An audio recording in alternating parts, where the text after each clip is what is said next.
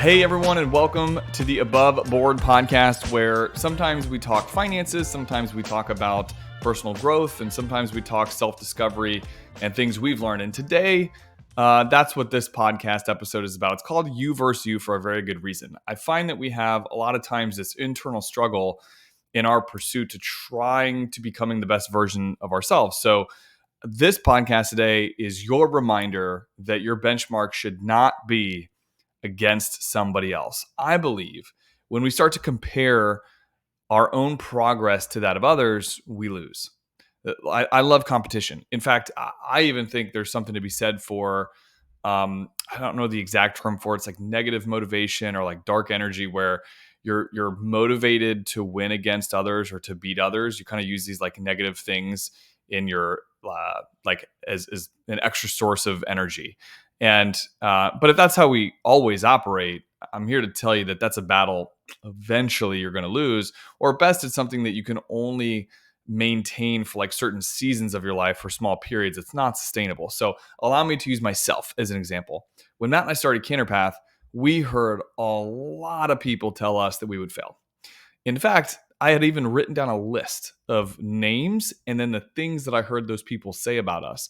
Things that sounded like you guys are going to be out of business in the next 2 years, or they're too young. What do they know about running a company? Their firm will never be as big or as successful as our firm. And hearing those things really fueled me to achieve more. Matt used to kind of joke that his favorite thing was when someone would tell us we couldn't do something, because I would use that as a source of motivation to drive me. But as I've gotten older, I realize that that energy is very temporary. It's kind of like playing a video game where the player has a turbo button where you can only use it for so long. And once that's all used up, you have to wait for it to recharge to be able to use it again. In retrospect, this can be unhealthy. If you don't realize that using things like negative motivation can only last for so long, it's going to burn you out. But the good thing is, it helped Matt and I build this awesome community of clients that we love and care for. It's helped us create a work culture amongst our team where I feel like all of us care very much about each other, our individual successes, our team successes. And Matt and I worked really hard for about 4 years straight with these surges of negative motivation, if you will. And so I guess I'll told it's a good thing. But on the other side of that, when all that dark energy's faded, we realized we weren't really even celebrating our wins anymore. I was personally feeling a bit burned out, and it was, I would say, a very important lesson for me that using this negative energy or momentum to motivate you, it does indeed motivate you, but it's not permanent. And so we had to find a new way to find successes and to build upon wins. And that was no longer comparing myself to someone else or allowing myself to use someone else's yardstick to benchmark my success. And so this, Matt and I learned this about 2 years ago, and it was a very important lesson to compare ourselves to our own progress and not be distracted by doing it someone else's way or allowing what someone else says to change the course of what we're doing. So, as with all things that we've ever talked about on this podcast, these are personal journeys that we're also on. And so this is not me sitting here preaching to you about how to do things. A lot of the stuff's easier said than done, but I'm very much learning also the best ways to measure success. And I think it's by looking back on how far you've come and not by looking at others to determine our worth or our progress. So Matt and I right now, we're reading this book called The Gap and the Gain by Dan Sullivan and Dr. Benjamin Hardy. And it's a really great reminder for us that many of us live in the gap, myself included for sure. And so the idea of this, the whole like concept behind the gap and the gain, is that it kind of describes two different ways of thinking when it comes to measuring your progress in life. So gap thinking is focusing your thoughts on the gap between where you are now and where you want to be. Whereas gain thinking is focusing on how far you've come or the gains that you've made. And this has become our new benchmark, or at least for me anyway. I'm working on it presently as we record this. And how about another term that comes up for me when we're talking about all this, which everyone listening to this has heard before: keeping up with the Joneses. What a dangerous way to live, isn't it? Like we let the lives of others determine our self-worth and how we're benchmarking our own progress. Like, why? What in the world are we doing? If we can find a way to stay in our own lane, to focus on our gains instead of living in the gap, I think we would all be much happier. And because at the end of the day, keeping up with the Joneses is definitely gap thinking if we're going back to the definition I shared just a moment ago.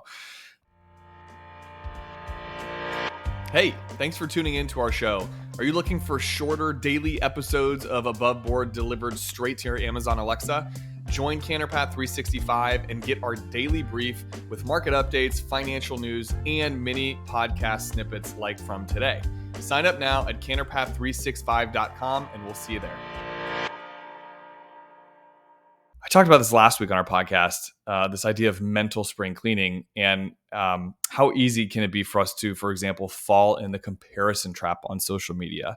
So sticking with keeping up with the Joneses thought process for a moment, even for me, like the positive content online that I consume, and it's good stuff, right? Like it's podcast clips I follow, it's personal development things, it's finance stuff.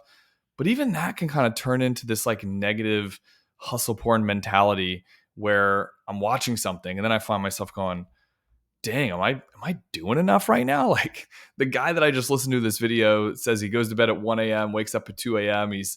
By 6 a.m. he's worked out, meditated, prayed, worked, drank 2 gallons of water, and he's finished his day. And it's 6 a.m. And obviously I'm joking, but like I think we've all seen those videos before. And it's like, what a trap. What a trap that is. At the end of the day, it's not you versus anybody else out there. It's you versus you. So how can we look back on what we've accomplished in life, celebrate and enjoy those wins, and then find ways to improve ourselves to be better versions of ourselves? It's why if you listen to the last episode that I did, I talked about, I've like physically decided to log out of these social media apps so that if I really want to log in, I have to think about it and ask myself, why am I doing this? It gives me these extra few seconds of friction to force me to consciously think through instead of just subconsciously scrolling on social media. This is a you versus you game. So back to my earlier point, I love this competitive spirit that lives within me. And I love how it's helped me get to where I am. But I realize that these tools alone won't get me to where I'm going, because where I'm going is a version of me that's peaceful, it's contentment, happiness, helpful and useful to others around me.